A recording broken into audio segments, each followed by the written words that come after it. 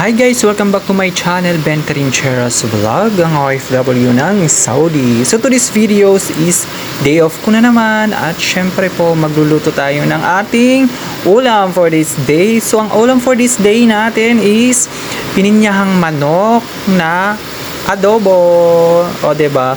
So first time kong magluluto ng pininyahang manok na adobo. So pinanood ko lang sa YouTube kung paano magluto. Lalagyan mo lang naman talaga siya ng pinya. Charot. Wala namang pinag-iba. Isa sa pinakamasayang araw ng OFW is yung kanyang day off, guys. Syempre, kasi makakapagpahinga tayo sa ating work.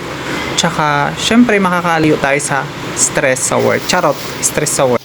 Kunin muna natin yung ating lulutuin na manok dyan sa ref. Kasi mamaya lulutuin natin yung adobong manok na may pinya. Ayan, nilabas ko na nga yan, guys, para mababad na. At syempre magkakape muna tayo. So normal lang naman sa atin na magkakape tayo pagkagising. At yan, nagla-live ako sa aking TikTok account, guys. So mga hindi pa naka-follow sa aking TikTok account, Ben Trincheras Vlog, guys. At ayan, mag-start na nga tayo magluto ng ating adobong manok na may pinya. So first time ko magluluto nito, guys. So madali lang naman yung pagluluto ng pininyahang adobo, charos. So very simple lang yung recipe niya. Same lang din siya ng recipe ng adobo. So syempre, ipiprito muna natin tong manok. Tapos hahanguin natin siya. Kunti lang yung pagkaprito, guys, para lang medyo crunchy tong ating adobong manok. Ilagay na nga natin yung sibuyas. So ang ginamit ko is white onions kasi mas masarap yung white onions. Naka-sale naman siya kaya binili ko na, guys. At syempre isusunod na rin natin dyan yung bawang.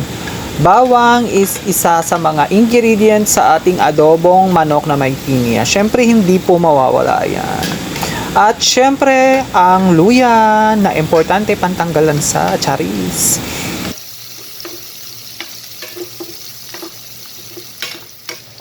At isunod na rin natin yung manok na prinito natin kanina, syempre. At lagyan na natin siya ng tubig, yung medium na tubig lang. Yung medium, anong medium? Basta yung sakto lang na tubig, ganon. Tapos takloban natin at ayan, kumukulo na nga itong ating adobong manok na may pinya. At lagyan na rin natin ng tomato sauce or soy sauce. Tomato sauce, charis, ano yan? Kaldereta. Soy sauce or toyo. At saka lalagyan din natin siya ng suka at ilagay na rin natin itong ating patatas. Actually, guys, yung pininyahang manok, wala siyang patatas. Nilagyan ko lang siya para magmukhang marami. Nilagyan ko na rin siya ng sili para may sipa itong ating pininyahang manok. At ayan, kumukulo-kulo na nga ito. Medyo luto na itong ating adobong manok. So, antayin lang natin siyang magkonti ang sabaw. At ilalagay na natin yung pinya. So later on na natin ilalagay. Maglalagay muna tayo ng oyster sauce. Actually, guys, wala yung nilalagay sa pininyahang manok na may adobo natin. So nilagyan ko lang yan para may tamis, para mas matamis siya. Nilagyan ko ng oyster sauce. So depende yan sa inyo. Kung ayaw naman siya lagyan po, pwede rin, guys. At ayan, antayin lang natin yan mag-simmer.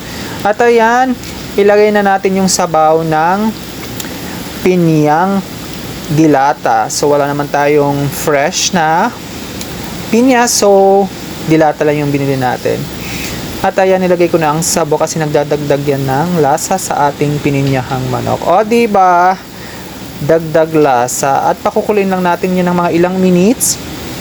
At ilalagay na rin natin tong pinya. So last na natin ilalagay yung pinya, guys, kasi mabilis lang naman maluto yan, kasi luto na yan, kasi i-canned lang naman yan. Pampadagdag tamis lang yan, parang twist lang sa ating adobo yung pinya. So nagdadagdag siya ng lasa kasi, guys.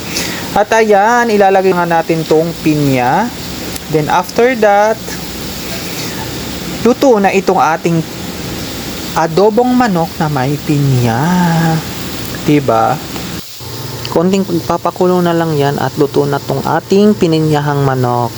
At ready to eat na nga tayo, guys. So don't forget to follow my page and subscribe my YouTube channel and my TikTok account.